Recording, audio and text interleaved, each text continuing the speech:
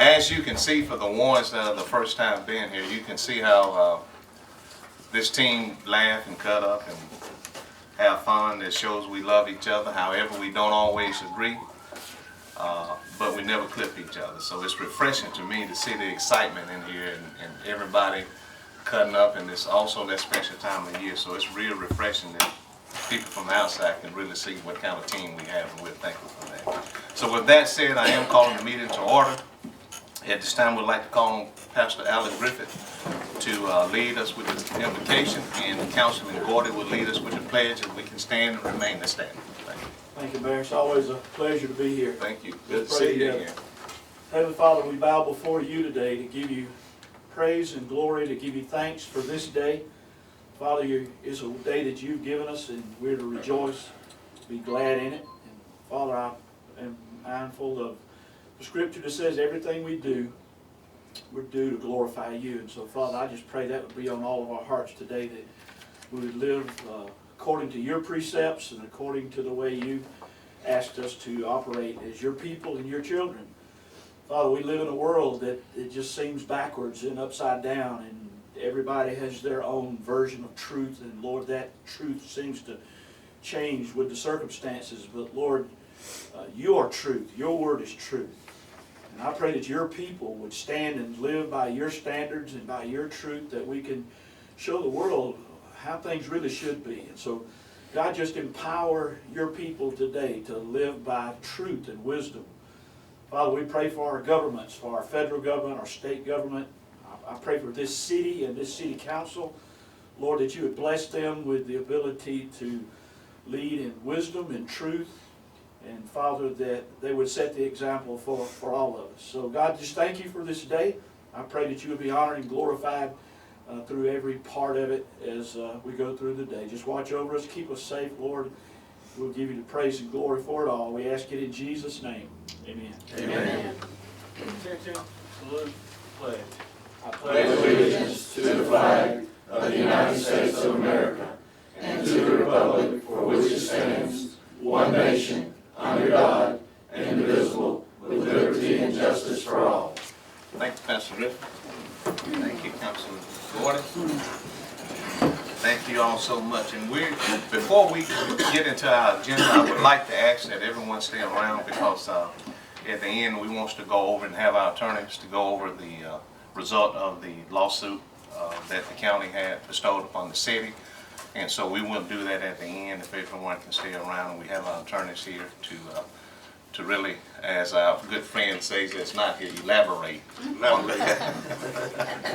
So with that said, we're going to go ahead and proceed. We have no presentations or proclamations. And at this time, council, under the city clerk, I'd like to ask for a motion for the approval of the November the 4th work session, as well as the November the 5th council meeting, and we'll take those in one vote if that's you all pleasure. No, motion to approve. We have a motion. May I have a second? Second. We have a second. Okay. Mrs. Lee? Yes, sir. Councilmember Bailey? Yes. Councilmember Gordy? Yes. Mayor Lowe? Yes. Thank you. And also proceeding on the city council, council at this time, are there any unfinished business? Okay, there not being any, we will proceed with the resolutions and on the administrations. We have resolution number 2019-290 to be ratified in reference to granting an encroachment on city right-of-way to the Russell County Commission to construct a monument of Albert Patterson across from 1409 Fifth Avenue. Mrs. Lee. Yes, sir. Whereas it is the desire of the Russell County Commission to construct a monument of Albert Patterson consisting of a concrete pad, a bench, and a bronze statue within the right-of-way across from 1409 Fifth Avenue. And whereas the Russell County Commission understands that any maintenance required on the monument is not the responsibility of the city. Now therefore be it resolved that the City Council of the City of Phenix City, Alabama does hereby authorize the Russell County Commission to construct said monument within the right-of-way across from 1409 Fifth Avenue. Be it further resolved by the City Council of the City of Phenix City, Alabama, that the right-of-way is subject to reversion rights, and that the Mayor and City Manager are hereby authorized and directed to execute on behalf of the City of Phenix City the necessary documents to revoke said encroachments as deemed necessary. Passed, approved, and adopted this 8th day of November 2019.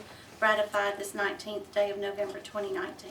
Okay, thank you, Mrs. Lee. Yes, sir. Council, we've heard the resolution. At this time, council, I'd like to ask for a motion to ratify this resolution. Motion to ratify. All right, motion by Councilman Gordon, may I have a second? Second. Second, Councilman Bailey. Any comments or discussion? Okay, there's not being any, we would like to call for the vote. Mrs. Lee? Yes, sir. Councilmember Bailey? Yes. Councilmember Gordy? Yes. Mayor Lo? Yes. Thank you. Thank you. Next on the administrations is public hearings and resolution in reference to an application by the Phoenix City Engineering Department for the expansion of the existing C&D landfill located within the city's industrial park. At this time, council and audience, we would like to declare this as a public hearing. If there's anyone that would like to step forward to address council in reference to the C&D landfill, now is the time to do so. Okay. Since no one is stepping forth, I am now declaring this public hearing closed, and at this time we'll call upon the clerk, Mrs. Lee. Yes, sir. Whereas Section 222747 of the Code of Alabama, as amended from time to time, the code required the city to adopt a solid waste management plan. And whereas the City Council of the City of Phenix City, Alabama, the City Council, on September the 30th, 2014, submitted a solid waste management plan to Alabama Department of Environmental Management, ADEM, which is dated August the 19th, 2014, the solid waste management plan.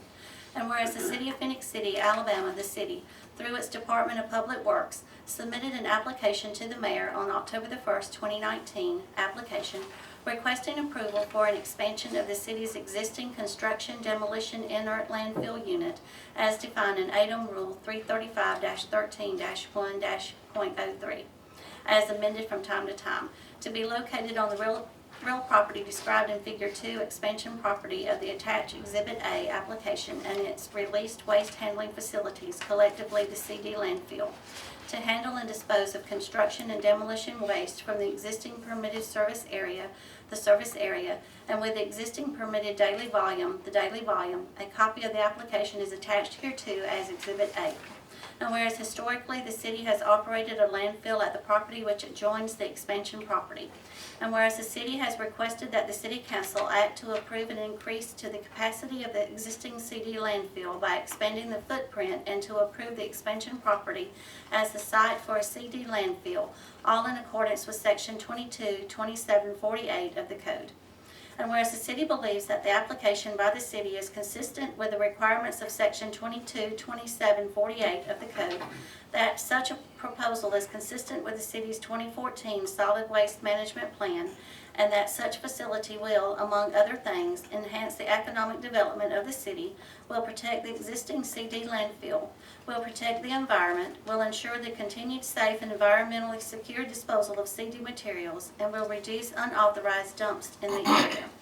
And whereas the application seeks host governmental approval for the expansion property and the CD landfill pursuant to Section 222748 of the Code. And whereas on November the 19th, 2019 at 9 a.m., a public hearing was held pursuant to Section 222748 of the Code after the notice required pursuant to Section 222748 of the Code, with a copy of such notice attached as Exhibit B. And whereas the city desires to approve the expansion property designated pursuant to the application as a construction demolition inert landfill unit. Now therefore be it resolved by the City Council of the City of Phenix City, Alabama, that the following resolutions are hereby approved and adopted. Be it further resolved, in order to approve the expansion property proposed by the city for a waste disposal site as required pursuant to Section 222748 of the Code, on the application of the City Council does hereby approve the expansion property described within the attached Exhibit A as a waste disposal site for CD materials. Be it further resolved that the solid waste handling facilities related to the CD landfill to be located at the above described expansion property as described in the application are hereby approved as a solid waste disposal site for CD materials. Be it further resolved that the service area and daily volume as defined in the whereas clauses of this resolution are confirmed and approved. Be it further resolved that the proposed CD landfill is approved by the City Council on behalf of the city. Be it further resolved that the foregoing approvals are based on the following findings. 1. The whereas clauses set forth in this resolution are true, correct, and complete. 2, the evaluation prepared by the city engineer is attached hereto as part of the application. This evaluation is incorporated herein for all purposes. The evaluation is hereinafter referred to as the evaluation. The evaluation is substantially true in all material respects, and such evaluation is adopted as findings of the City Council. 3, based on the information set forth in the application, the evaluation, the information submitted at the public hearing, the information set forth in the solid waste management plan, and other information available to the City Council, the City Council finds that A, the CD landfill and the expansion of the existing CD landfill are consistent with the city's solid waste management plan. B, the expansion property is located within the city limits of the city of Phenix City, Alabama. C, the CD landfill is consistent with the existing use of the expansion property. The expansion property is located near major transportation arteries, including industrial access roads and highways, and the expansion property will provide highway access to the CD landfill. D, locating the CD landfill on the expanded footprint will minimize the cost of disposing of CD waste generated in such area. In addition, the proposed location will ensure that the existing CD landfill continues to be an environmentally secure disposal site. E, the CD landfill is not expected to have any adverse impact on public safety, and the waste stream expected to be accepted at the CD landfill is benign. F, the CD landfill will have no adverse social or economic impact. It is anticipated that the CD landfill will have a significant positive impact on the economic development of the city and will reduce the cost of disposal for all residents in the city as compared to hauling the CD materials to another landfill. G, the CD landfill is not expected to have an adverse impact on existing property values near the facility because the area is the current host for the existing CD landfill. H, the CD landfill should have a positive effect on public health by reducing illegal dumps within the city. Further resolved that the mayor of the city of Phenix City, Alabama, and/or representative of the city are hereby instructed to take whatever action is necessary or appropriate to carry out the intention of these resolutions to secure a permit for the development of a CD landfill in accordance with the application in this resolution, including but without limitation preparing submissions to ADEM. Be it further resolved that the expansion property approved pursuant to this resolution, the CD landfill and the proposed CD landfill as set forth in the application are in accordance with the city's solid waste management plan. Be it further resolved, all exhibits to this resolution are incorporated herein for all purposes. Passed, approved, and adopted this 19th day of November 2019. Ooh, catch your breath. That's a lot. Drink you some water. Yes, sir. Whew. Thank you, Mrs. Lee. Yes, sir. Council, we've all heard the reading of the resolution. At this time, I'd like to ask for a motion for approval. May I have a motion, please? Motion to approve. All right, motion, Mr. Gordon. May we have a second? Second. Second, Mr. Bailey. Any comments or discussion? Okay, Mrs. Lee? Yes, sir. Councilmember Bailey? Yes. Councilmember Gordy? Yes. Mayor Lo? Yes. Thank you. All right, do you have your second win? I do. Also, next on the resolution administration is a resolution in reference to dissolving and abolishing the City Charter Review Committee. Mrs. Lee. Yes, sir. Whereas the City of Phenix City, Alabama passed Resolution 2014-155 on June the 3rd, 2014 that established the Phenix City Charter Review Committee. And whereas the Phenix City Charter Review Committee was created for the purpose of reviewing the city charter for effectiveness as it applies to the current and future needs of the city.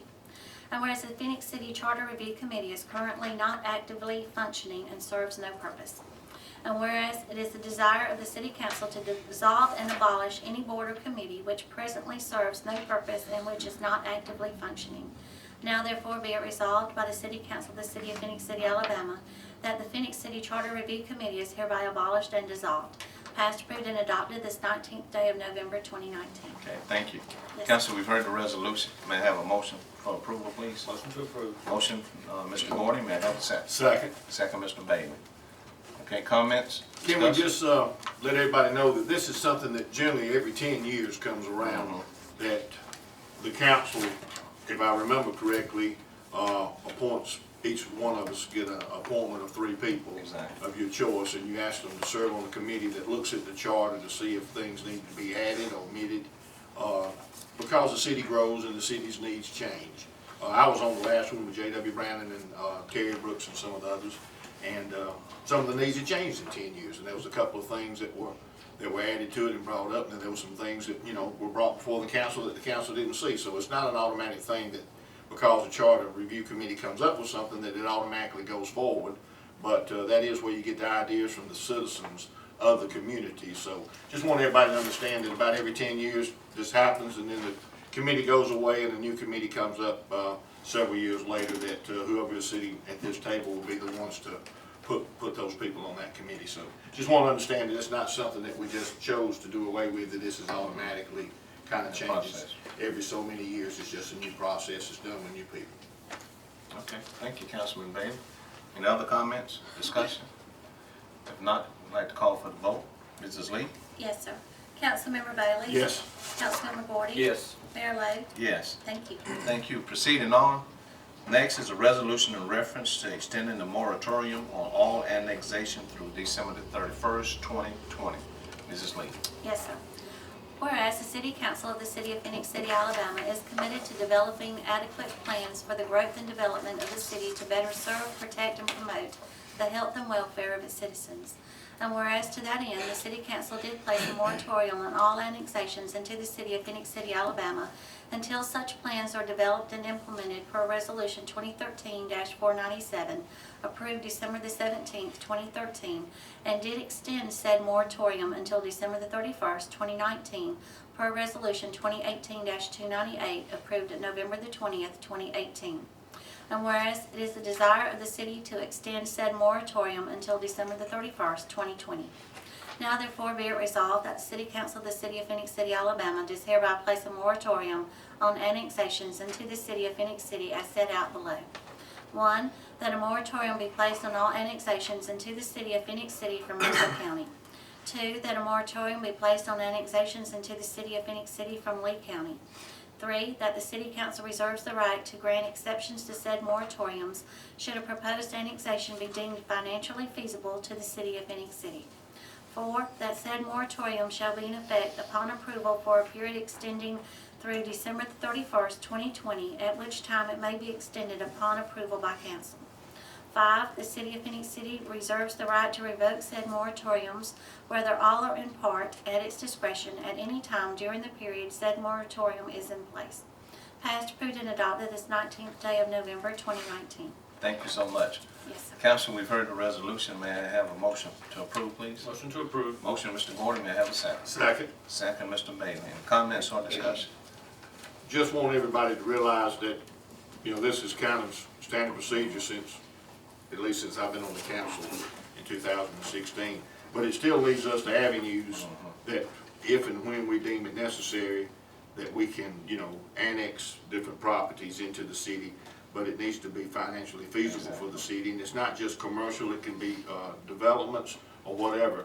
But to my knowledge, I believe that this is just being used to let us use up all of our infrastructure that we already have in place, that our city can still grow, and we have ways to grow within what is already encompassed within our city. We don't have to jump so far outside what we have and try to move too far out. But yet, that day's coming also. You know, we will be doing things of that nature. We're going to be going out Somerville Road with a sewer line. But I just believe that our city can still continue to grow within its boundaries, within its means, without doing any harm to the city. But there's going to be times that we will need to exercise certain options on this. Then that's just my opinion on it. And also, let me say this and reiterate this. The reason why this was put in place, it's all about the financial situation that the city needs to put itself in and stay in.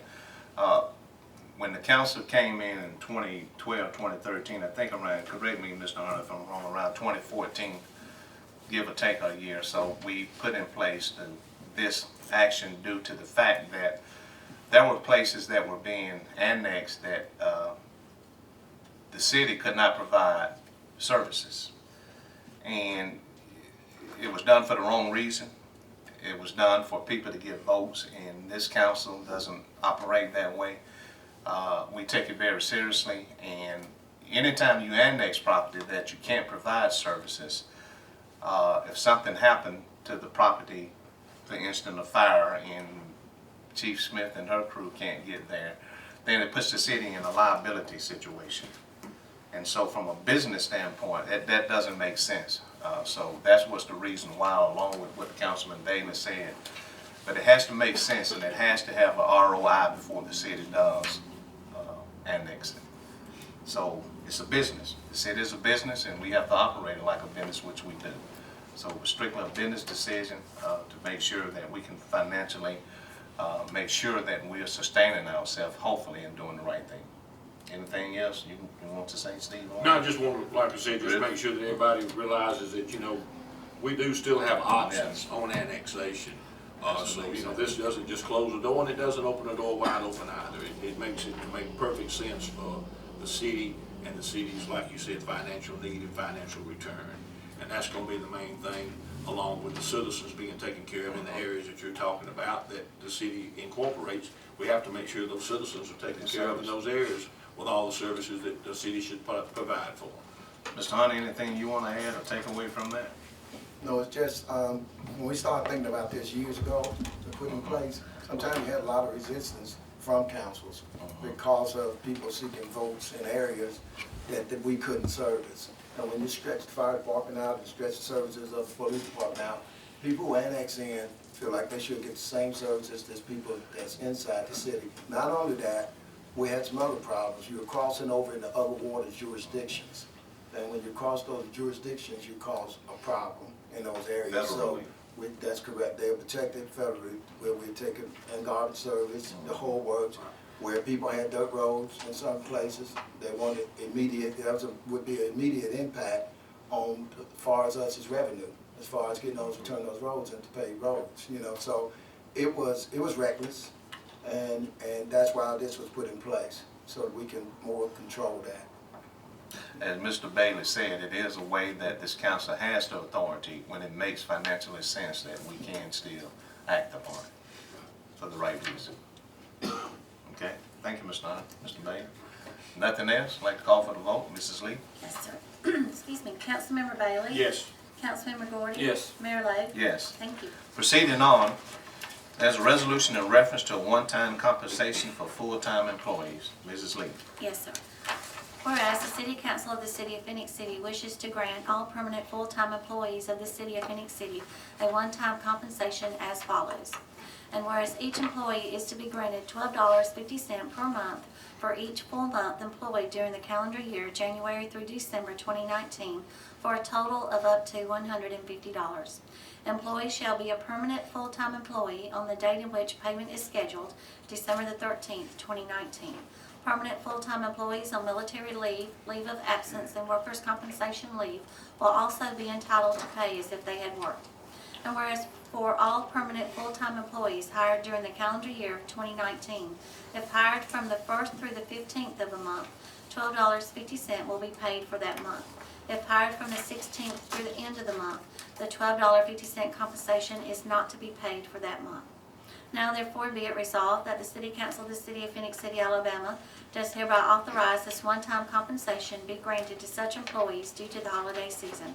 Passed, approved, and adopted this 19th day of November 2019.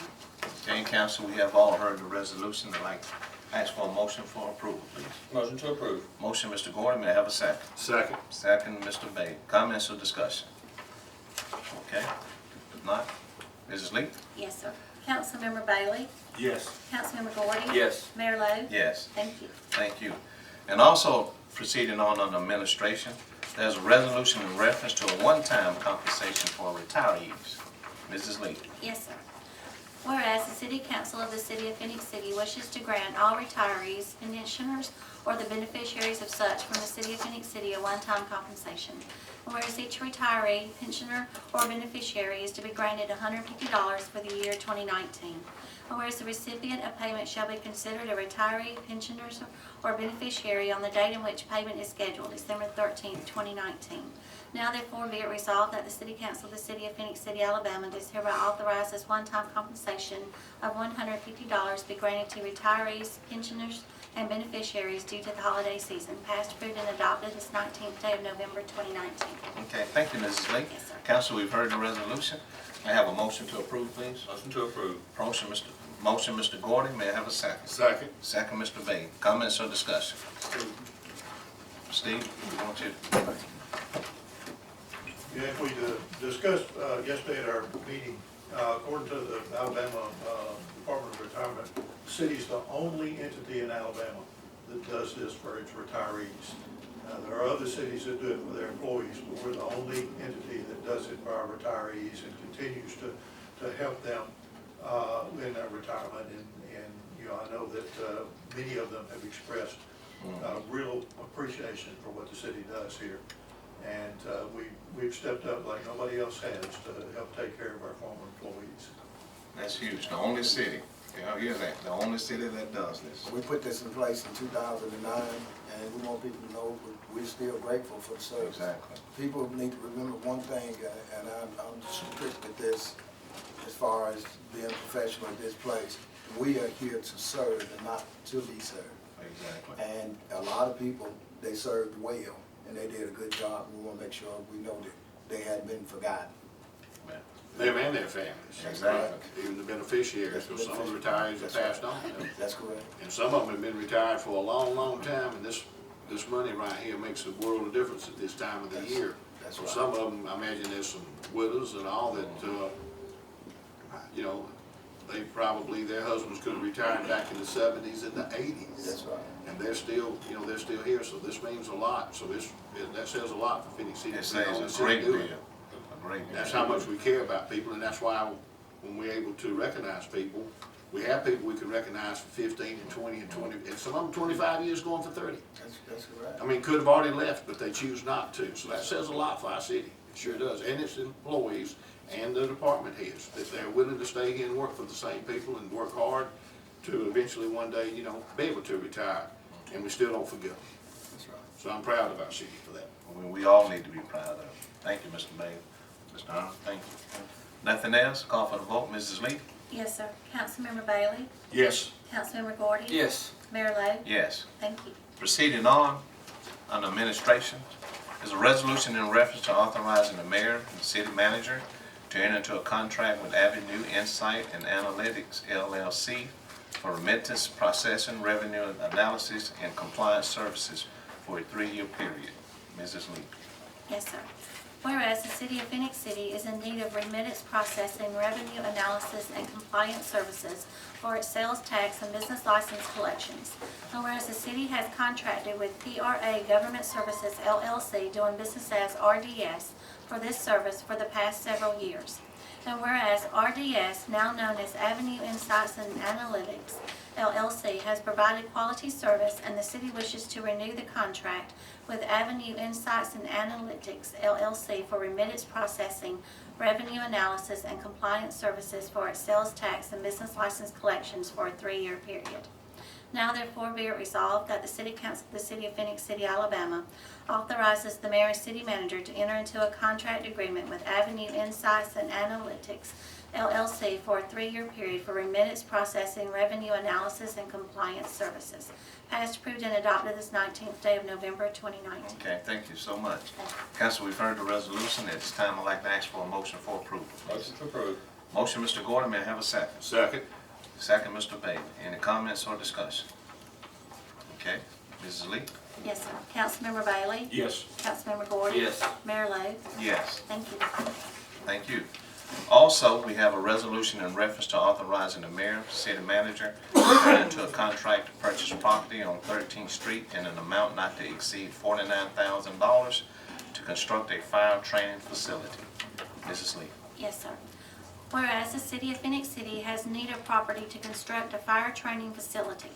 And whereas Mr. George Ingersoll has property adjacent to an existing city fire station that would be an ideal location for the fire training facility.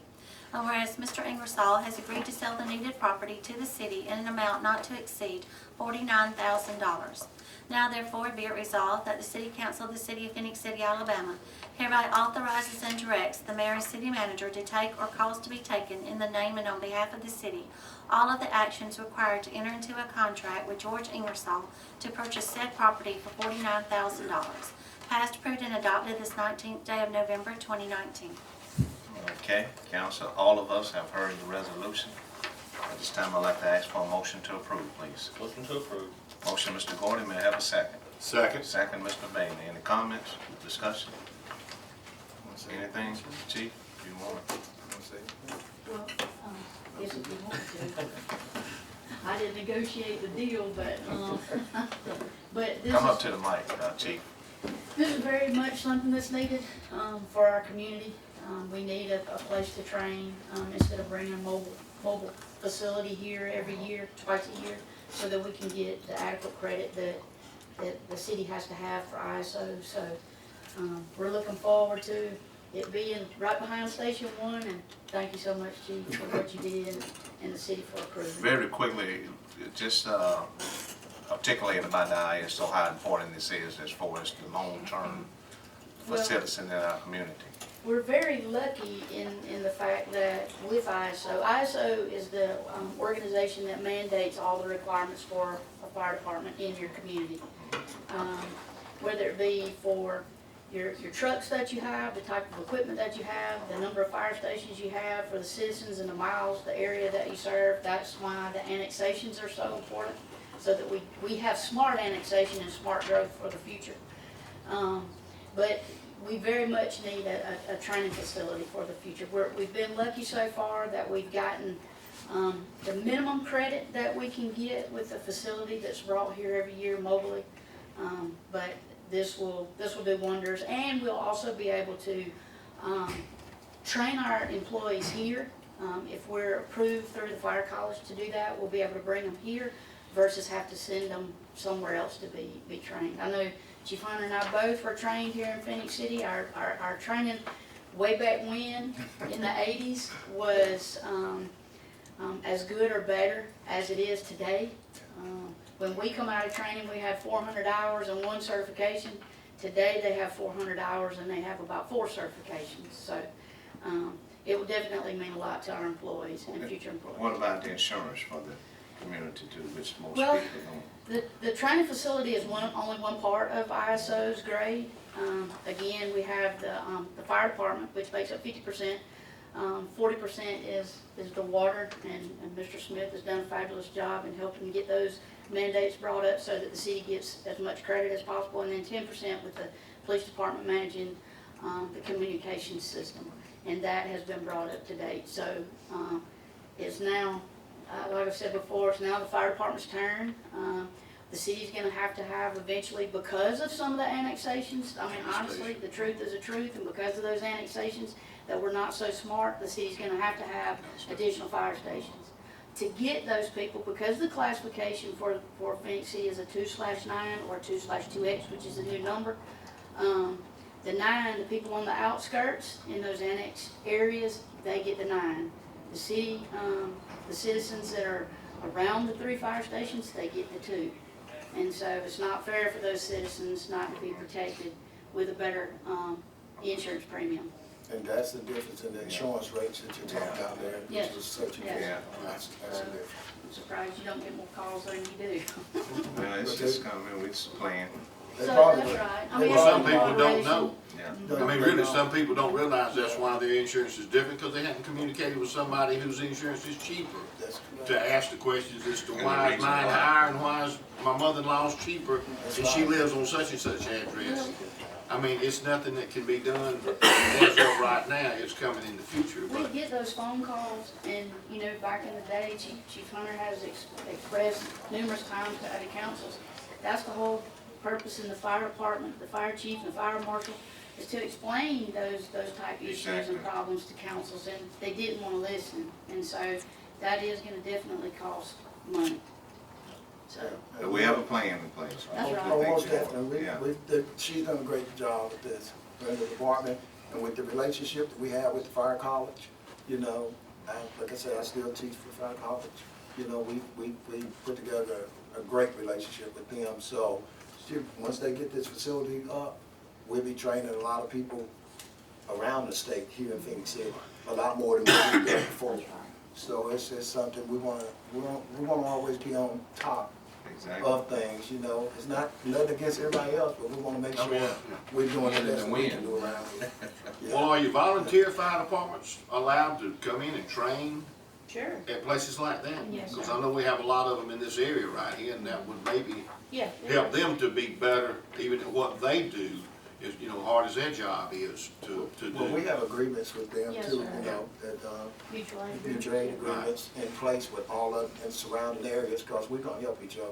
Yeah, it's supposed Same to, way that's with what it Phenix means. City and Columbus, if something go on that we can be a help of another with the neighbors around us, we do that. We do a lot of training, like, part of our job, when I can do it, is to be a proctor for testing with a lot of volunteers and stuff throughout the state. So we try to make sure everybody really is a bridge program to make sure that we are communicating right when we have an Well, incident. it's just good for everybody. Yes. I mean, it's just real simple. It's good for everybody. It protects the people, protects all about the people. firemen, it protects the police officers, the sheriffs. I mean, it protects everybody when they get all the help they need from somewhere else. That's It right. doesn't overstrain anybody, and look at him, that's got to be good. Yes, No other way that's right. around that. But I was hoping that maybe the local, volunteer fire departments get opportunities to train or get some knowledge or whatever. And it's an overflow. We have some of the best volunteer departments in the We do. state that's around us. They Those were take the it main serious. issues that we were deficient in the last grade, was the fire stations for those outlying areas. Right. And we don't have a training facility, a recognized training facility, but ISO in the fire college. Good, we're headed It's there, coming. we're headed there now. Yes, Tell sir. them also, Chris, about communications. We just, our radio system, which equates for 10%. That's But at the same time, we had to invest $5 million. And it To get that It 10%. works. To And get it's that 10%. steadily changing, Yes. it's steadily Yes, steadily changing, and changing. more That's upgrades right. to it, so That's right. it's more money, more money, It's- more money. I don't know how we did it in the past.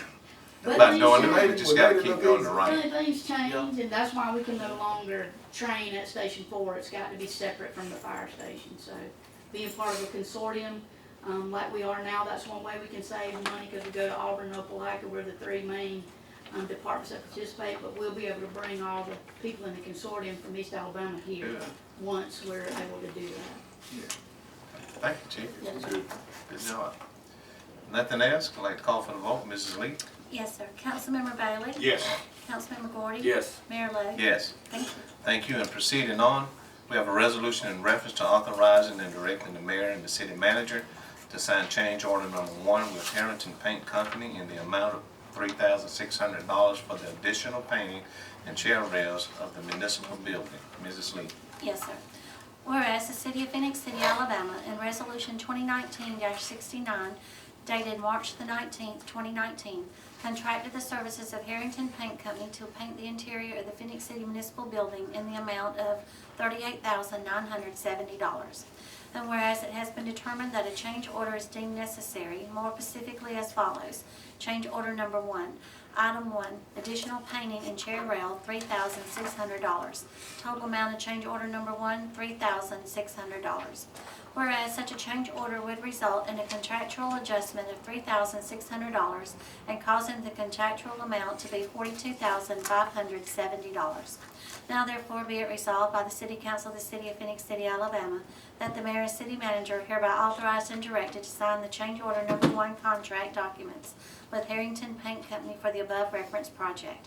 Passed, approved, and adopted this 19th day of November 2019. Okay, council, we've all heard the reading of the resolution. May I have a motion to approve, please? Motion to approve. Motion by Councilman Gordy. May I have a second? Second. Councilman Bailey, second. Comments, discussion? Okay, if not, Mrs. Lee?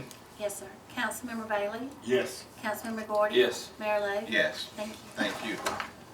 And next on the administration is a resolution in reference to authorizing the mayor and the city manager to enter into an agreement with Stone and Sons Electrical Contractors Incorporation to replace signal poles at the intersection of US Highway 80 and Auburn Road in an amount not to exceed $44,479.39.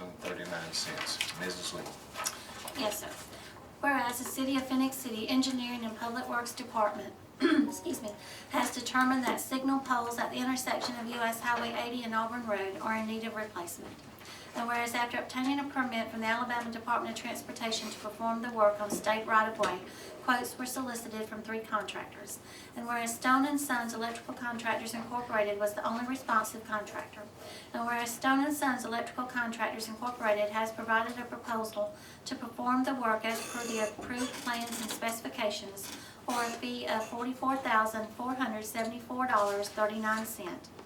Now therefore be it resolved that the City Council of the City of Phenix City, Alabama does hereby authorize the mayor and city manager to enter into an agreement with Stone & Sons Electrical Contractors Incorporated to perform the work as outlined in the plans and specification for such a project in an amount not to exceed $44,474.39.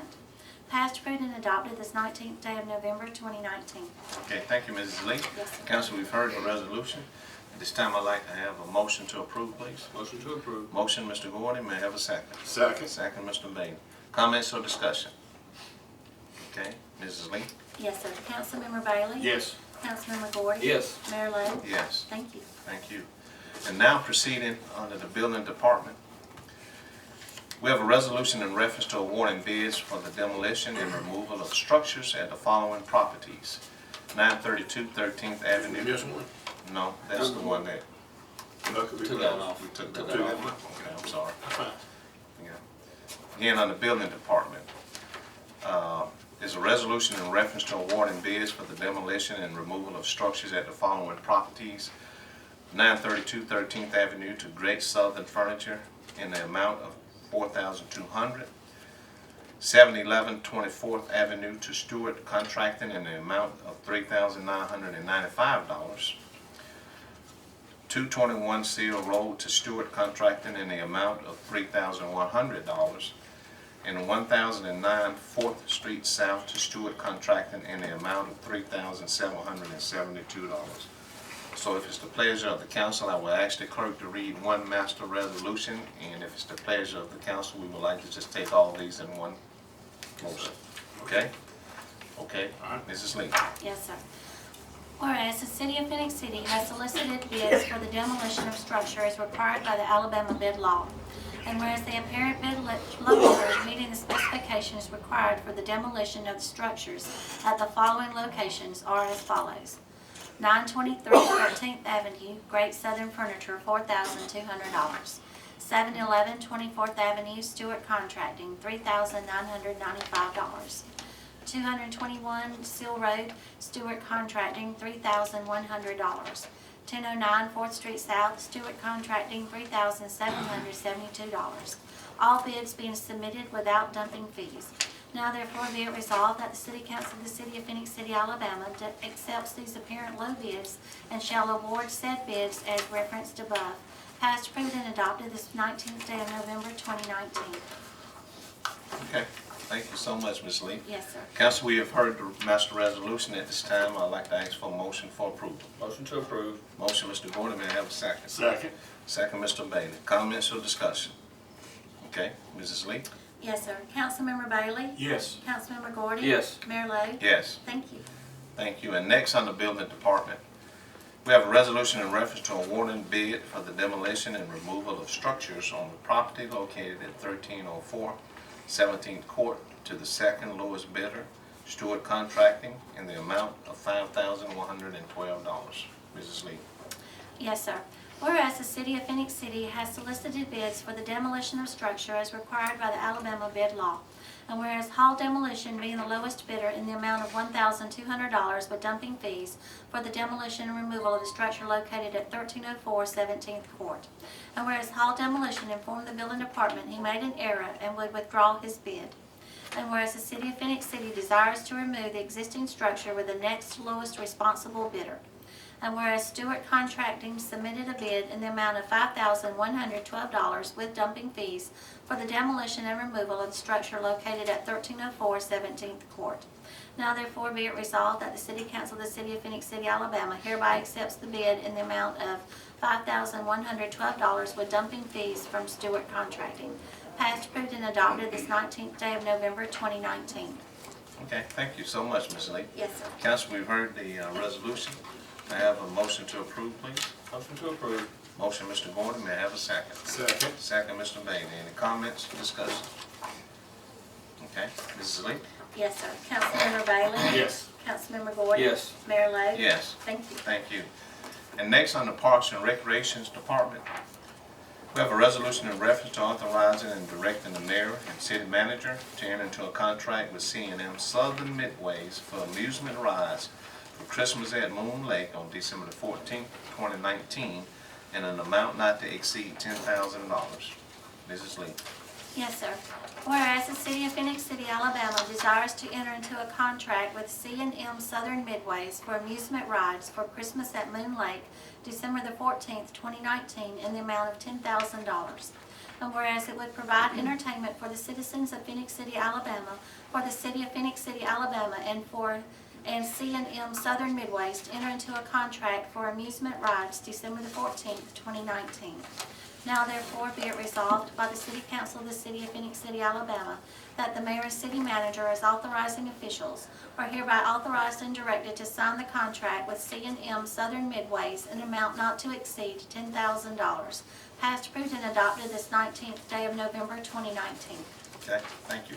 Yes, sir. Council, we've heard the resolution. May I have a motion to approve, please? Motion to approve. Motion, Mr. Gordon. May I have a second? Second. Second, Mr. Bailey. Are there any comments or discussion? Okay, not being any. Mrs. Lee? Yes, sir. Councilmember Bailey? Yes. Councilmember Gordon? Yes. Mayor Lo? Yes. Thank you. Thank you. Proceeding on the Utilities Department.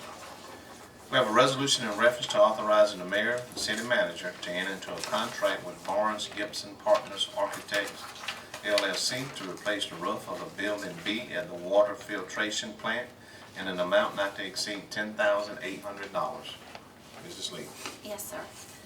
Whereas the roof of Building B at the water filtration plant needs to be replaced, and whereas the City of Phenix City, Alabama desires to use professional architectural services for said roof, and whereas the city has received a proposal from Barnes Gibson Partners Architects, LLC, to provide professional architectural services for the water filtration plant Building B re-roofing project for $10,800.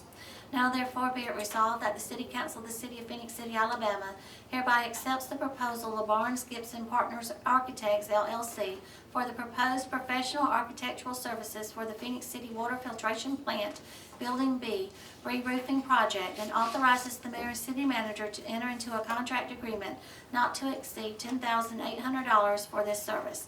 Passed, approved, and adopted this 19th day of November 2019. Okay. Council, we've heard the resolution.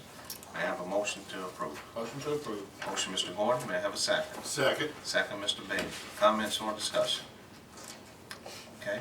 Not any. Call for the vote. Mrs. Lee? Yes, sir. Councilmember Bailey? Yes. Councilmember Gordon? Yes. Mayor Lo? Yes. Thank you. Thank you. And also in the Utilities Department, we have a resolution in reference to accepting a quote from Thompson Cat for one 420 F2 case backhoe loader in an amount not to exceed $97,320.82. Mrs. Lee. Yes, sir. Mayor, there's a typo in this, it's a cat backhoe, not case, C-A-T, Case, okay. and I apologize. Let's for that. make sure the minutes reflect that. That's Cat why backhoe, not inadvertently, case. in typing that up, it should read cat backhoe instead of seat case. Code Okay. changed it already, we went over that with them, it's been changed in their office. It's already been changed. Changing Yeah, resolution on this one. changing the resolution, other resolution, you guys comment. Okay. Again, let me reread that. On the Utilities Department, there's a resolution in reference to accepting a quote from Thompson Cat for one 420 F2 cat backhoe loader in an amount not to exceed $97,320.82. Thank you, Mrs. Smith. But it does reflect it in the resolution, but not on the itinerary here. I apologize for the error. It won't be the last one. See? It does happen. All right, Mrs. Lee? Yes, sir. Whereas the City of Phenix City, Alabama, excuse me, has a need to replace a 2006 Cat backhoe loader, and whereas Thompson Cat has provided a quote under the NJPA pricing model for a 420F2 Cat backhoe loader in an amount not to exceed $97,320.82. And whereas Alabama state purchasing guidelines allow for the NJPA pricing to meet all state bid requirements. Now therefore be it resolved that the City Council of the City of Phenix City, Alabama authorizes the mayor and city manager to enter into an agreement with Thompson Cat to purchase a 420 F2 Cat backhoe loader for the Utilities Department in an amount not to exceed $97,320.82. Passed, approved, and adopted this 19th day of November 2019. Okay, thank you. Thank you, Steve. Council, we've heard the resolution. May I have a motion to approve, please? Motion to approve. Motion by Mr. Gordon, may I have a second? Second. Second by Mr. Bailey. Comments or discussion? Okay, call for the vote, Mrs. Lee? Yes, sir. Councilmember Bailey? Yes. Councilmember Gordon? Yes. Mayor Lo? Yes. Thank you. Thank you. And next, proceeding on to ordinance. This is a second reading. It's an ordinance to deed annex 1.33 acre tract of land lying in section 32, township 18 north, range 30 east, Lee County, Alabama. Charles E. Dunn Investment LLC owner. The first reading was held on the 5th of this month. Because we have had the first reading, I will not ask the clerk to reread it. So with that, council, I'd like to call for a motion to approve this second reading and ordinance. Motion to approve. Motion, Mr. Gordon, may I have a second? Second. Second, Mr. Bailey. Comments or discussion? Okay, Mrs. Lee? Yes, sir. Councilmember Bailey? Yes. Councilmember Gordon? Yes. Mayor Lo? Yes. Thank you. Thank you. Also on the ordinance is a first reading. We have an ordinance to exempt certain items from municipal sales and use tax during February 2020, referred to as the Severe Weather Preparedness Tax Holiday. Mrs. Lee. Yes, sir. An ordinance of the City of Phenix City, Alabama to exempt certain covered items from the municipal sales and use tax during February 2020 as authorized by Act, excuse me, by Act 2012-256, generally referred to as the Severe Weather Preparedness Tax Holiday. Be it ordained by the City Council of the City of Phenix City, Alabama as follows.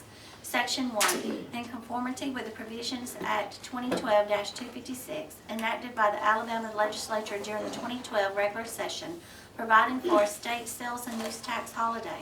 The City of Phenix City, Alabama exempts covered items from municipal sales and use tax during the same period, beginning at 12:01 a.m. on Friday, February the 21st, 2020, and ending at 12 midnight, Sunday, February the 23rd, 2020. Section 2, this ordinance shall be subject to all terms, conditions, definitions, time periods, and rules as provided by Act 2012-256. Section 3, the city clerk of the City of Phenix City, Alabama is hereby authorized and directed to certify a copy of this ordinance under the seal of the City of Phenix City, Alabama, and to forward said certified copy to the Alabama Department of Revenue to be recorded and posted on the department website. Section 4, this ordinance shall become effective upon publication in the Citizen of East Alabama. Passed, approved, and adopted this 19th day of November 2019. Thank you, Mrs. Lee. Yes, sir. Council, we have all heard the first reading. At this time, I'd like to call for a motion to place on first reading. Motion to place on first reading. All right, motion by Mr. Gordon, may I have a second? Second. Second, Mr. Bailey. Okay, Mrs. Lee? Yes, sir. Councilmember Bailey? Yes. Councilmember Gordon? Yes. Mayor Lo? Yes. Thank you. Thank you. And next, proceeding on the board appointments. The Improvement District of the City of Phenix City, Alabama, the Brickyard property has one opening. As you all may or may not know, this has been tabled 3 times, so we do have a name for someone. So at this time, I'd like to open up a nomination for any nomination from the council. I'd like to nominate Joel R. Carter Sr. Okay. We have a nominee. There's no other one. I am declaring this nomination closed. So at this time, council, I would like to ask for a motion for the approval of appointment for Mr. Carter on this Brickyard Project Board. May I have a motion, please? Motion to approve. Motion, and of course, a second, Mr. Gordy. So at this time, I'd like to call for the vote. Mrs. Lee? Yes, sir. Councilmember Bailey? Yes. Councilmember Gordy? Yes. Mayor Lo? Yes. Thank you. Thank you. And next, on the license applications, we have an application for an on-premise beer license, an on-premise wine license, submitted by Parker Pan Dorothy for Classic Nails LLC, doing business as Classic Nails, located at 1413 Highway 280, Phenix City, Alabama. This is the first reading, so with that, I would like to call upon the clerk to proceed with the first reading of this. Mrs. Lee. Yes, sir. The first letters from the police chief. I have reviewed these applications for on-premise beer and on-premise wine licenses and have no objection to the issuance of these licenses to the applicant based upon her criminal background investigation. The second letter is from the fire marshal. This letter is in reference to the application submitted by Doherty. sorry, not very good at that. Profit of Classic Nails LLC, doing business as Classic Nails, located at 1413 Highway 280, Phenix City, Alabama, for on-premise beer and on-premise wine licenses. An inspection for life safety and fire code violations was conducted at this location on November the 6th, 2019. This business was observed as meeting fire code requirements for this type of occupancy. The last letter is from the deputy building official. This letter is in reference to the application submitted by Prakthan Doherty for Classic Nails LLC, doing business as Classic Nails, located at 1413 Highway 280, for on-premise beer and on-premise wine licenses. An inspection was conducted on November the 7th. This facility meets the building code requirements. This office has no objection to the approval of these licenses. Okay, thank you, Ms. Lee. It's a tongue twister. Sorry. isn't it?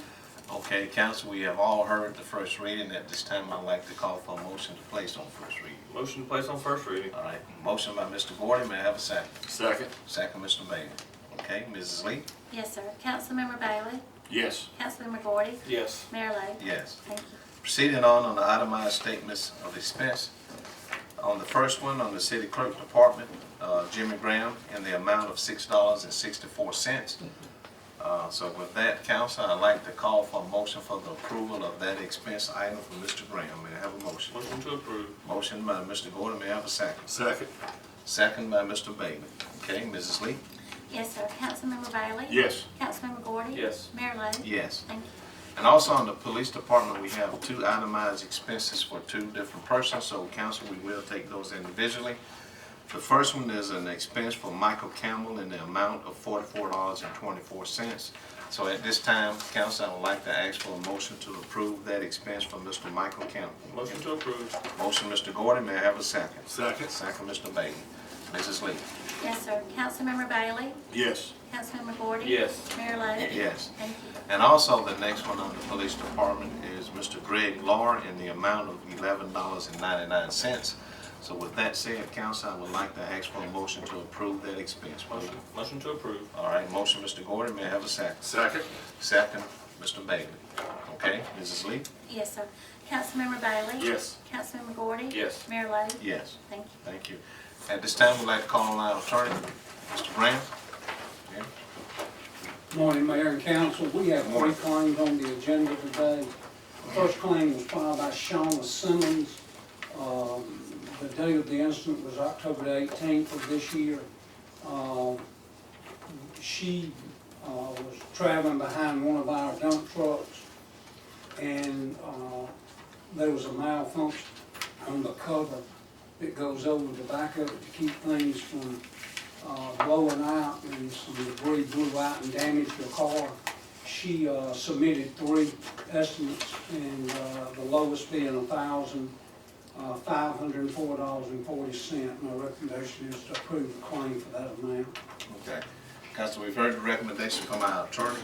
At this time, I'd like to ask for a motion to approve that recommendation. Motion to approve. Motion, Mr. Gordon, may I have a second? Second. Second, Mr. Bailey. Okay, Mrs. Lee?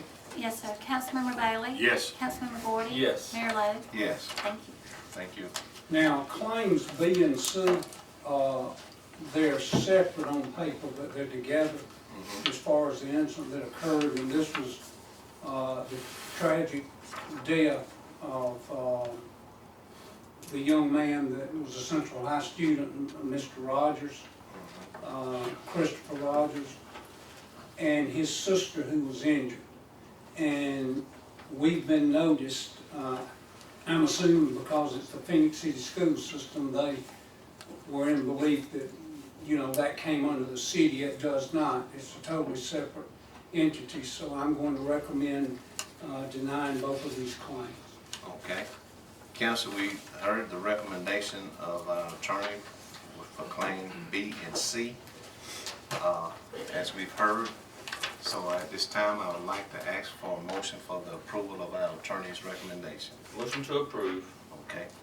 Do we need to notate that as B and C, or just, Do we need to do two separate? do we need to do them separately? Let's do them separately. Okay. Let's do them separately. Okay. We've heard the recommendation from our attorney with both B and C, but the council, we decided to take them differently. The first one is a claim filed for Michael Rogers. So with that, we've heard his recommendation, and we would like to ask for a motion to approve the attorney's recommendation. Motion to approve recommendation. All right, motion by Mr. Gordon, may I have a second? Second. Second, Mr. Bailey. Mrs. Lee? Yes, sir. Councilmember Bailey? Yes. Councilmember Gordy? Yes. Mayor Lo? Yes. Thank you. And also C is the claim file for Ashley Rogers, and we've heard the recommendation from our attorney. So at this time, council, I would like to ask for a motion to approve his recommendation. Motion to approve. All right, motion by Mr. Gordon, may I have a second? Second. Second, Mr. Bailey. Mrs. Lee? Yes, sir. Councilmember Bailey? Yes. Councilmember Gordy? Yes. Mayor Lo? Yes. Thank you. Thank you, Mr. Gordon. Mayor and council, we discussed this last night, but we'll be writing the attorneys a letter explaining, you know, that they're not a part of the city of Phoenix City. And also, we're going to call and talk to the lawyers and explain it to them, whether there be any confusion. Okay. Thank you. That's all I have. Thank you. Okay, proceeding on the city manager. There's an ordinance to amend ordinance 46.151 license tax and imposed rate within corporate limits and 46-152 license tax imposed rate outside of corporate limits, but within police jurisdiction relating to establishment of lodging tax. Mrs. Lee. Yes, sir.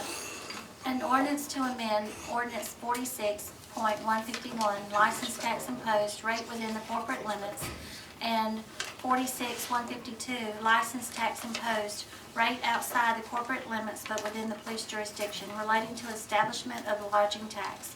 Be it ordained by the City Council of the City of Phoenix City, Alabama, that the ordinances of the City of Phoenix City, Alabama be amended to read as follows. Section 46-151, tax imposed, exemptions, definitions.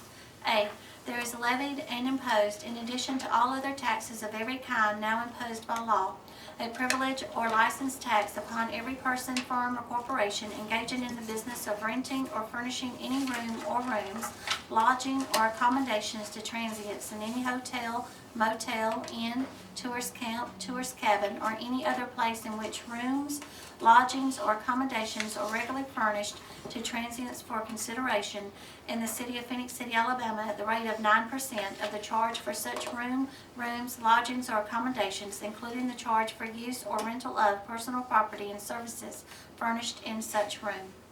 B, there is levied and imposed, in addition to all other taxes of every kind now imposed by law, a privilege or license tax upon every person, firm, or corporation engaging in the business of renting or furnishing any room or rooms, lodging, or accommodations to transients in any hotel, motel, inn, tourist camp, tourist cabin, or any other place in which rooms, lodgings, or accommodations are regularly furnished to transients for consideration in the City of Phoenix City Police Jurisdiction, Alabama, of the rate of 4 1/2% of the charge of such rooms, lodgings, or accommodations, including the charge for use or rental of personal property and services furnished in such room. C, the tax shall not apply to rooms, lodgings, or accommodations supplied for a period of 180 continuous days or more in the place. 2, by camps, conference centers, or similar facilities operated by nonprofit organizations primarily for the benefit of and in connection with recreation or educational programs for children, students, or members or guests of other nonprofit organizations during any calendar year. Or 3, by privately operated camps, conference centers, or similar facilities that provide lodging and recreation or educational programs exclusively for the benefit of children, students, or members of guests of nonprofit organizations during any calendar year. D, for purposes of subsection C, children means individuals under age 21. Student is defined in accordance with 26 U.S.C. section 151C4 as in effect from time to time or by any successor law. Nonprofit organization is an organization exempt from federal income tax under 26 U.S.C. section 501C3 as in effect from time to time or any successor law. And privately operated refers to any camp, conference center, or similar facility other than those operated by a nonprofit organization as herein defined.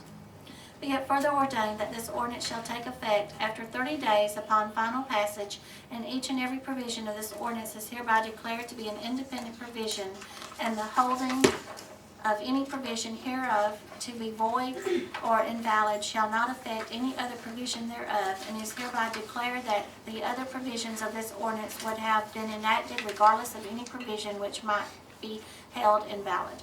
Passed, approved, and adopted this 19th day of November 2019. Okay, thank you, Mrs. Lee. Yes, sir. Council, we've heard the reading of the ordinance. At this time, I'd like to call for a motion for the approval of the amendment of that ordinance. Motion to approve. Motion, Mr. Gordon, may I have a second? Second.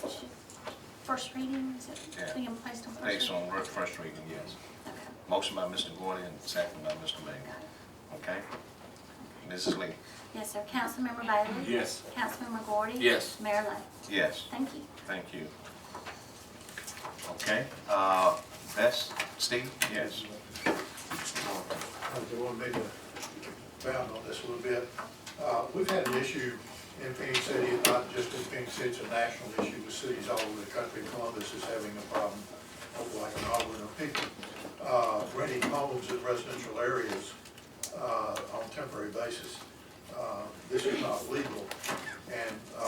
And looking at our ordinance, the original ordinance was written years ago when things like Airbnb didn't exist. And so what we need to do is update our ordinance. What we've done is taken the language straight out of the state statute for the state lodging tax and incorporated it in our local ordinance so that we would be in full compliance with exactly the way the state administers it. You've got a lodging tax for hotels, motels, and everything is 16%. The rental tax for longer periods is 1.5%. So, the people are evading, that tax, and it needs to be, stopped. It's not fair to your hotel, motels, and other instances that are operating in compliance and are obeying the law and are paying the tax for these other operations to come in. In addition to that, there are certain zoning restrictions where this is simply not allowed. In R1, R2 zoning, you cannot do this. These are residential areas for permanent residents. They're not intended as rental properties for people moving, coming in and out, transient rentals. And so in order for us to be sure that we're properly enforcing this, to be sure that we're in full compliance with exactly the same way that the state enforces it, what we're asking is to just update this ordinance to make it very clear exactly what it is that you can do and cannot do. Because I suspect we may have to end up in court with some of these people. We've notified them you can't do it, and they're continuing to do it, and we're gonna have to enforce the ordinance. And I think one thing that we need to, or I'd like to say is, this doesn't mean we're against Airbnbs. No. This means, just like any business, you have to do it legitimately. You have to be legal in what you do. Where you can legally operate and pay the appropriate tax, just like anybody That's right. else does. I can't go down here to the Marriott Hotel and tell them you gotta obey the law and then these other people not. Everyone should be on the same page and be following the same rules, and that's what we're trying to do here. Exactly. Thanks, Steve. Thanks, Mr. Gordon, for bringing that out. Thank you for bringing that out. Okay? So we've already had the vote at this time. Thank you, Steve. At this time, we'd like to call on Mr. McCoon as far as the litigation we had with the county. Mayor, council, I have several things to say about this. I'm gonna try to make it short, but the bottom line is, to begin with, as y'all know, there was a lawsuit filed by the county back in 2018 challenging annexations for in the city and attempting to set aside those annexations, attempting to draw back the police jurisdiction, attempting to also limit our water and sewer authority as far as what the services they could provide in the community. It's ironic that today there was so much talk about annexation. You had that because, but the Alabama Supreme Court, first of all, we had two judges in that case. The first judge that we had, both of whom were from out of town. There was no local judge. All local judges recused themselves in these cases. The judges at Canada that were assigned to come in and hear these cases, or this particular case, was away from here, knew nothing about it, was totally independent. And the reason I say that is when it was ruled against the county at the trial court level, one of the commissioners said something about it was politics. Well, it wasn't politics. These were people that had been assigned by the Chief Justice to come in and hear this case especially. The first judge that we had ruled in our favor on the first thing they wanted, which was a preliminary injunction regarding a particular piece of property out at the neighborhood Walmart. So he ruled in our favor, and then after that, he got a job as general counsel to the bar, and so a new judge was appointed, Judge Todd Derrick out of Dothan. And he came up and heard the case, and he granted summary judgment, which means that there was not enough evidence presented by the county to go forward to a trial in the case. So the case was dismissed at that point. It proceeded on to the Alabama Supreme Court. The Alabama Supreme Court last Friday affirmed, which means they agreed with the ruling of the trial court, and they did it without rendering an opinion. That's somewhat rare, but what it generally means is we don't think there's enough here for us to even write an opinion about. So the case was thrown out. Now that being said, I do want to say this. And I want to put a plug in because it's true. You cannot believe, it was a difficult case. They attacked 52 annexations dating back to 1991. If you can imagine that. 27 years ago. So in order to do that, one of the things about annexation law is the annexations have to be contiguous. They have to touch property that's already in existence. I'm looking at Melanie because Melanie had to go back and pull annexation ordinances that were 27 years old. They had to go back and find those and put those together. The engineering department had to be involved. Mike Tillo and John Spraggins, who's the gentleman back there? I can't think of him. Matt Lenore did a tremendous amount of work. And let me say this, we have great technology in that department to do this kind of work, to go back and, because you have these property descriptions that are very detailed, and you have to go back and put all those together. There was nothing that we ever asked for by your employees that we did not get. They were Johnny on the spot about getting it up for us, about doing whatever was needed to be done for us to present our case, because we literally had to go back and reconstruct a map to show that all these properties matched like they should. And so that took taking the ordinances, it took the mapping done by the engineering department, and it took a lot of that. Mr. Smith, who had been director of utilities and been assistant city manager, he had to do a lot of work. We went back and found our old utilities director, Roger Connor. He came in and made an affidavit for us about what went on. Everything, when you annex property, just like you all talked about, it involves every department of the city. It involves, ultimately, the fire department, the police department, the building department, the city clerk's office, finance, the whole team of people. I made a list because I don't want to leave anybody out. It involves utilities, it involves parks and rec, it involves public works, it involves finance, it involves water and sewer. And these things are important. What many people in this area do not realize is that Phenix City is the utilities engine for a lot of the outlying areas. We sell, what, about 1 million gallons a day in Russell County. 1 million gallons of water a day to Russell County. We still selling water to Smiths. No, we don't. We treat their sewer. But we treat sewer for Smiths. But, well, and to the extent there is any in Russell County, we're treating that too. Yes.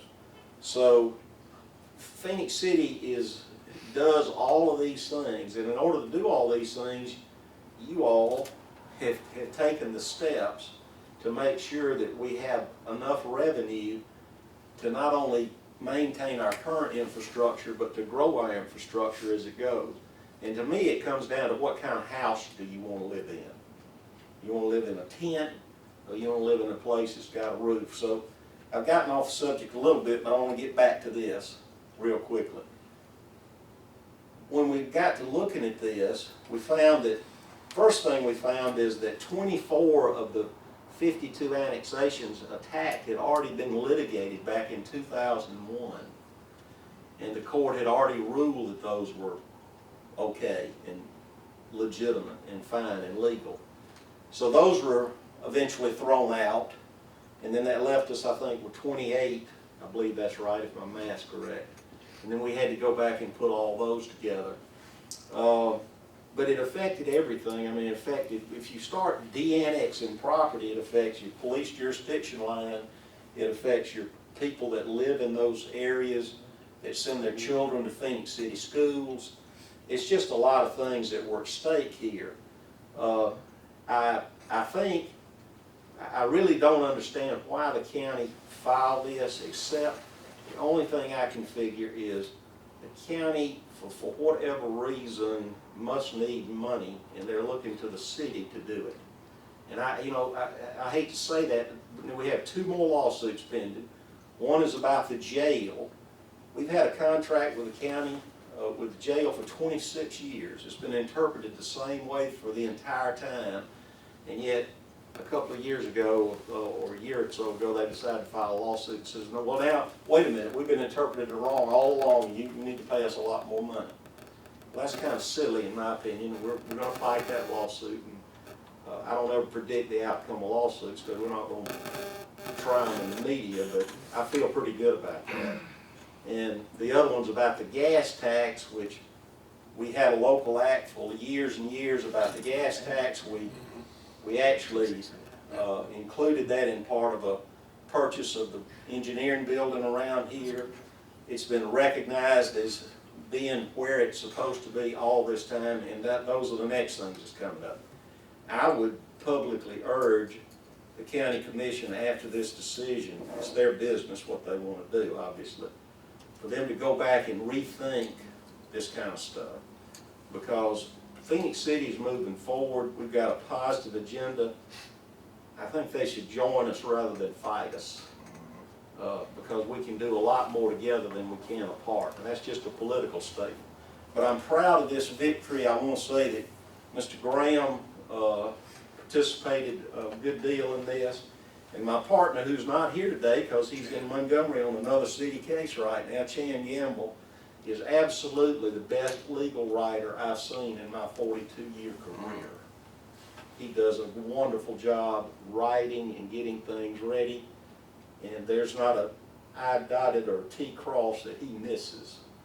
And we're just real privileged to have him. He finished second in his class in law school, and he's smart as a whip. So you were well represented in the case. We're proud that this happened. I've got copies of the it's just a little old one-page slip that just says affirm, no opinion. And that's what should have happened in the case. And I want to thank all these people out here for their help, because like I said, every time we needed something, we got it. I forgot Mike Tillo. Did I mention Mike? Yeah, okay. Because Mike did a lot of work on this too. He made affidavits. Steve made an affidavit. And it's remarkable, and this is the last thing I'll say, it's really remarkable the records that have been kept, the way people can get you things, can put their hands on things that's old stuff that I couldn't find if it was at my office. I'll be honest with you. And it's also remarkable the tools that, the technical tools that this city has for this size city to go back and create a map. We created a map for the court that was color-coded, because when you're doing something like this, the judge doesn't know anything about it. So he's hearing that story for the first time. You may live it for 6 months, but he may see it for an hour and a half. So you got to make sure it's easy to understand. Not that they're dumb, but it's just like they don't have the time to absorb it that you do. And the engineering department made that extremely easy for the court to look at.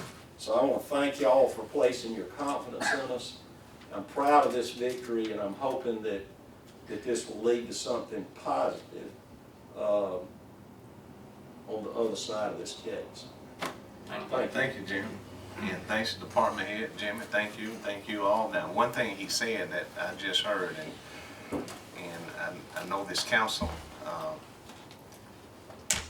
don't take it lightly when he said the statement was made playing politics. This council absolutely take pride in doing things right and with transparency. Now, for someone to say that, you know, we don't take that lightly, I don't take it lightly, because we don't operate. As I stated, we work hard, we play hard, we don't always agree, but we do not clip each other, and we love each other. At the end of the day, we know what the big picture is, and that's the citizen of our community, and we don't take that lightly. So, for someone to say that, you know, we take offense of that, and I take offense of that, because we don't operate that way. We do it for the right reason, for the benefit of the people of this community. We didn't bring it up. No, we didn't. I mean, we were challenged. I mean, that's the whole purpose of it. We were the ones that were challenged, so it certainly never came from our point of view, and we weren't trying to do anything, and still aren't trying to do anything that harms the county. We understand that the county, you know, is a major part of Phenix City. As stated yesterday, there's 4 districts in the county that are part of Phenix City. So we understand Phenix City's need for the county to work with us, and the county needs to understand they need Phenix City to work with them. Exactly. And we've got to do that. We've got to learn how to work together and trust each other. That's the whole key, is come back to the center where it's trust involved in it, and believe in each other, and quit questioning why we do something. Just make the right decisions and move forward for everybody's future benefit. Exactly. And the city has tried to do that all along. We have not tried to undermine or go backwards or anything. So as Mr. Smith said a while ago, you know, we still treat sewage out at Smith Station. As long as they need us, we'll be available to help them. We would hope that it'd be reciprocal, even with Smith Station being a whole different city, to help us with something. Same way, you know, with the county. So we're not against anybody in any area around us. We're here to help, and we hope that all of them will help us back, even across that river when we need assistance. So please let everybody understand that this was never brought on by the city that to challenge anything, or brought on by the city to try to do anything wrong. But I'm glad it's coming to a head, and that everybody realizes, all the way up to Montgomery, that we've done nothing wrong. No. And we haven't done anything other than try to grow the city, grow its tax Transparency revenue, too. and the county comes along with that ride just as much as we could go along with any ride with the county. That would be fine in my book. But every time our city grows within Russell County, at least at this point in view, the county grows. Someday we may be growing in Lee County, but right now we're doing all our major growth is in Russell County. So they ought to be tickled to death that we have businesses that come along for the tax ride, that come along for the property tax, and they get more tax because the properties are worth more money, because they're located in the city. I mean, come on, folks. Understand how that works. Well, just one other thing for Mike, on that, just to clarify one other thing, that's it. All the annexations that were talked about in that matter, and the 99% of the annexations that are done are voluntary. Yeah. The people that own the property come to the city and want to be in the city for the services provided. Most of them wouldn't be here. Exactly. They would not ever have that business here if the city didn't agree to do that for them. And every time there's a rooftop, the county gets taxed. Exactly. Mr. Gordon? Yeah, well, just one thing that Mr. McCoon said that struck a chord with me is that the city's moving forward, and we take pride in that, and it's frustrating sometimes we have to deal with things like this, but it's good to see the outcome shows that we're doing things the right way, and we're going to continue to do things the right way. But also, I agree with what you said. We want the county to be on board with that, and nothing that's going on changes our mind with that. We want them to work with us. We want them to grow with us, and I just want to thank the attorneys. You know, you guys have done an outstanding job. Also keeping us up to date and letting us know what's going on in the city, department heads, and all the employees. I mean, what an outstanding job you guys have done. And unfortunately, there's people around here that don't want to see the city move forward. Exactly. And that's why we deal with things like this. But we keep moving forward anyway. Exactly. And we just appreciate what you guys have done. Thank you all. One thing I always say about this team, it's hard to beat them when it comes to documentation. It's very hard to beat. Everything this council has asked for through documentation, they've been able to produce, and I'm glad to hear that, Mr. McCoy. So with that, Mr. Hunter, anything you want to add or take away before we I'm close out? trying to make my mind up whether I want to do that or not. You know, I met with you all some time ago at the council and told you all I would do anything to get along with the county that I could. Make sure that we could work together and grow together because we're going to grow regardless. And a lot of people don't understand how the governments work with one another. It's pretty tough sometimes because when you get in the argument of taxation without representation, everything, City of Phenix City sits inside of Russell County. So everything, every rooftop that's here, where people are paying property tax, it goes down to the county, it's distributed some percentage back here throughout. Every business that's throughout this city, businesses that you all are in, have to buy business licenses from the county. Some of them are more expensive, depends on what you're doing, than what you're doing inside the city. You don't get $1 in return of service from that inside of this city. That's business license and anything else that's sold there. So no one never, and when people talk about, well, taxation without representation, in the jurisdiction outside this city, every subdivision that's annexed into this city is a part of that particular district, and they get the vote in the elections that's inside the city. So it's been a lot of information that's been thrown to people that's not correct. And the confusion that it would have caused if those people that's in the jurisdiction that annex in those subdivisions to be able to go to the proper schools that they wanted to go to, that would have caused a major hiccup in anything. We met, basically begged people that we work with down at the county that we didn't want our, residents to go through this because it's been a gigantic waste of taxpayers' money. Especially with a case that they knew that we had won already before. It's even the same thing with all these things that's been in place for years. If you just grow with us, because anything that we do, we're the economic engine of Russell County. And Standards and Poor's states that. And that's in all the paperwork. It's there. Any and everything that I do and these workers do every day is not only to grow Phenix City, but Russell County also. And the people who monitor the growth, like Alabama Power, you look at them for one, they will tell you That's right. how this particular county and this city has grown and continue to grow. Everything we do in economic development, we are always working to make sure that they're included. I don't understand this philosophy of that we're just gonna sit back and not put any plans together, but everything that you do, we're gonna take away from it. That's not gonna work. And it's one thing that's been around for years. If you fail to plan, you plan to fail. And that's what we are up against when we're dealing with the county right now. And I hate to be critical of them because in any kind of manner, it's embarrassing to be in this fix and not say anything, but we continue to grow and continue to move. And I have begged them to get on board. But the advice that they have been getting with some of these things, these lawsuits from their attorneys, I don't understand it. But the taxpayers better ask a question somewhere in what's going on. I'm from Russell County. I want to see Russell County do well, and I want to see it grow. But I especially want to make sure the city continues to move in the direction that it's moving in, and that I appreciate the attorneys and the comment on the people that work here, that's employed here. We work diligently to do the proper things for the citizens. We can't always satisfy everybody. You can't make them happy, but we will go through everything we can to make them happy. That's legal, and that we can do, but they do a fine job. They take pride in that. And I appreciate y'all voting on all things that we bring before you, things that we need to make our job easier, and to make our job so they keep up with technology part of things, because it's out there, and we have fun working together.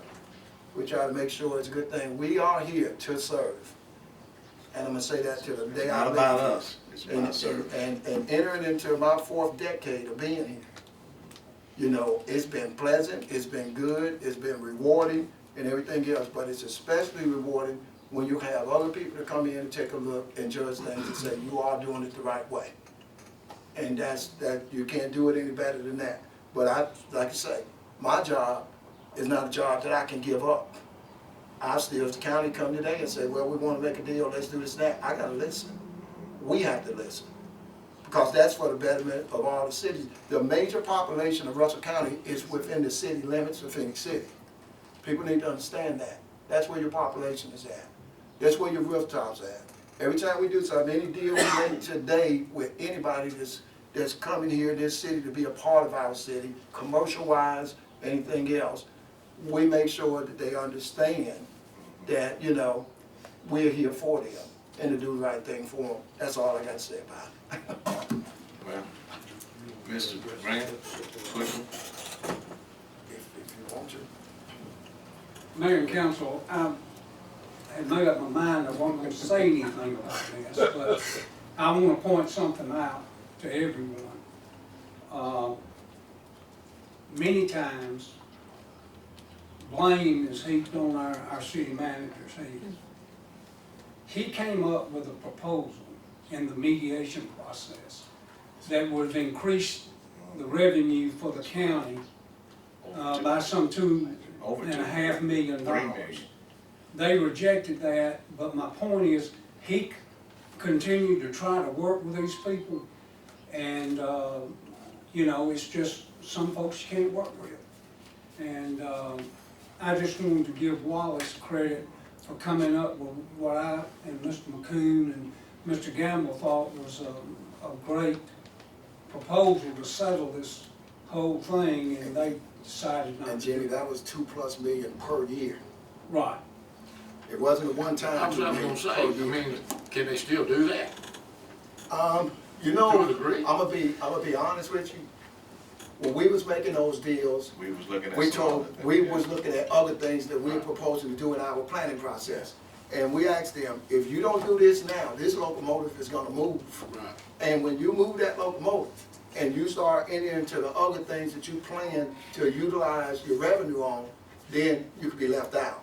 Right. And now at the same time, as far as looking at the deficit that they are operating at times, that they don't wanna admit, then we have to take a look, if something was to fail It's or gonna go follow wrong at us. the county, we would have to cover that.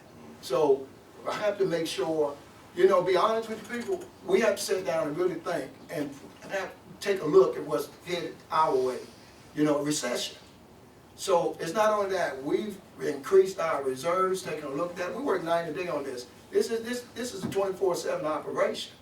You know, we really have to take a look and you say, okay, how are we gonna cover the future for this place if it hits? And it takes place in the last 3 to 4 years. You know, we have to take a look at that. So the other things we're planning, you know, in this city, and the things that we put in front of you all, that we plan to use revenue on, yes, we have to look at our reserves and what we would have to take care to help if anything was to fail at the county in any kind of manner. Yes, we would have to do that, but at the same time, that same deal is not in place anymore because we begged for that several meetings. We begged back and forth with that, but at the same time, we're still planning to try to help and being continuously sued. We still have two more lawsuits. Of course, I'm confident that we will win those because they're bogus. But at the same time, you know, you still can't, we are stuck in the situation you still can't give up. Well, that's what I mean. And that's Nobody what can it hold the citizens of Yeah, the you county can't hostage resist. for what That's correct. your political That's people right. do Exactly. sitting behind the table no more That's than right. the people of Phoenix City should never be held hostage That's for right. any decisions that we make. That's you know, That's that right. is That's totally wrong. unfair. That's You know, is. they may vote you in office or vote you out of office, but they can't control you once you get up there. Yes. Whether you make a good decision or a poor decision or what is based strictly on yourself. But, you know, I still would like to see, you know, Russell County, and as all of us, you know, be able to, you know, turn the corner and make a 180-degree circle around and start back the right direction in just trying to work, you know, with us. We're willing to work with them, but they've got to want to work with us. If they don't want to work with us, anything we do is nil and void at this point But in we're time. moving on. And wouldn't matter, so like you said, we have to move on. You can't have. And we don't want to leave them behind, so they're welcome to catch up and get on board and Yeah. let's do it together, but That's right. they've got to come here to do that, and I want to see them do that for the benefit of the people in the county. It's hard. When we start looking at the taxation in Phoenix City, they were included around in the jurisdiction and what they would have to do on the outside of the jurisdiction. And they had antiquated thinking. They didn't want to look, you can't operate the same as you did 20 years ago. You can't, nothing, everything is costing people more and more each and every day. But at the same time, when you could put plans and put things in front of people and they can see that you're moving, a lot of people change their mind. Even ones that was against it, they say you're a person or this city are full of people that's of their word, that's doing the correct thing. But when you can't get people to think ahead or think outside the box or think about the citizens that they got to provide for, and you're going to say the same thing, my problem with it is this. I think a lot of things won't be moved because people want to stay in seats.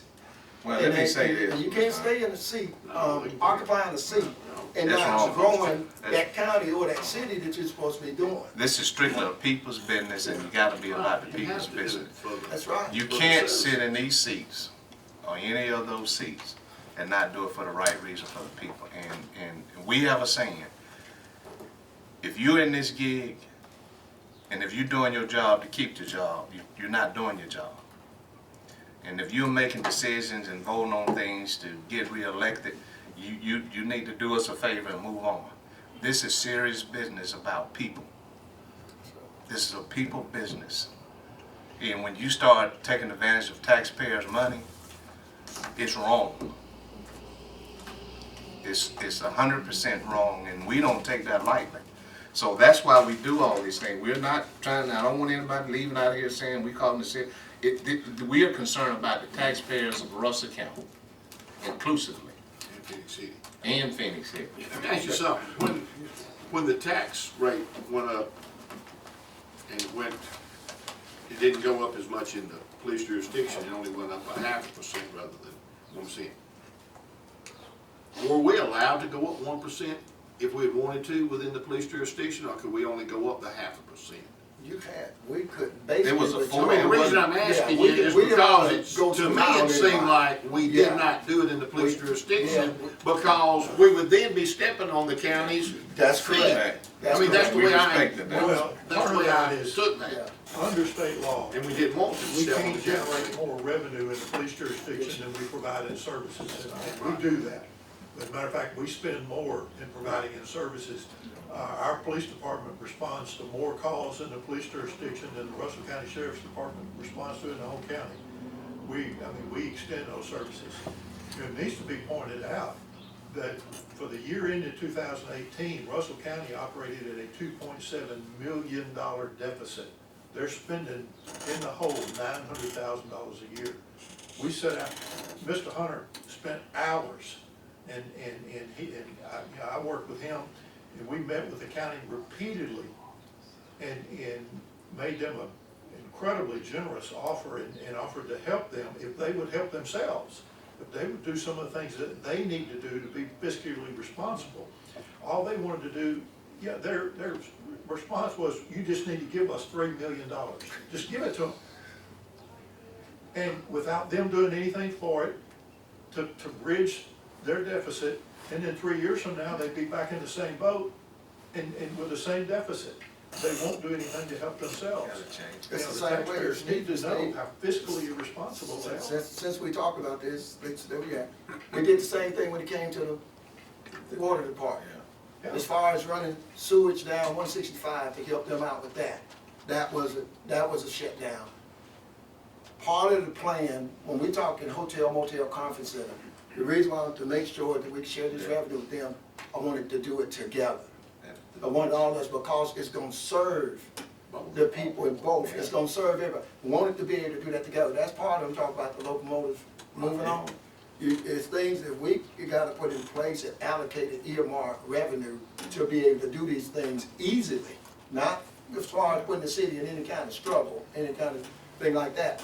We wanted to be able to participate so all the citizens of Russell County, especially around here, Lee County, everybody else could see how we work together. Not just, I wanted everybody input. It wasn't an idea, that you come up with or a vision that you come up with to do and looking for things. Wanted them to be participants in it. But it was a matter, we're dealing with time. We're dealing with time, and people and citizens want to see their area grow, and they want to have the things that other areas have. And when you're sitting on your hands all the time and not doing anything, I can't, you know, we can't wait for that. We can't wait for that at all. Well, if but they we had put the tried. sewage in Fort Mitchell that long, Mark said down in Ladonia would have been down in Fort Mitchell. We sat down. That's I sat correct. down with We them, tried. and I spent Turn. several days working with them. Yep. Drew up a plan, showed them how to finance it back in 2006. That's correct. They could have had sewer down 165 then. That's And, right. and they voted against it, they wouldn't do it. You know, the very commissioner that's now railing that they need sewer down there is, Was the one was that the was key against vote it. against putting sewer down there. I don't know what else you can do. You know, we've tried and tried and tried to work with the county. And all we get from that is you need to give us money every time we meet with them. I mean, when I'm sitting there and the county administrator is saying, you just need to give us $3 million. I mean, I can't respond to that. Well, that's why I wanted to ask the question about the sales tax, if we could Yeah, have. the team. If they would just equalize Got the this sales much tax. in But what we was trying to do was make sure that they got what Their they share. wanted, they Share. had to do Their was. share. Wanted to share. Mention Equalize. to- We offer we wanted to equalize. show- Yeah, we wanted want to share show that. equally. And that was part of the whole plan and showing them what they would generate. But at the same time, you need to put a plan together to show your residents what you're gonna do with that. Right. You know, so they won't think you're just taxing them for no reason at all, or to understand the way we operate. You just can't say, give it to Show them what them. they're gonna give. That's them. correct, they need to know, have public hearings on what you plan to do, and you have a lot of people on board that's interested in that. That's who we work for. You know, it might sound corny to some people, but I've been doing this most of my life now. People business, We serve people. people business. All right, thank you all, thanks CTV Bean, and we do stand adjourned. Thank you.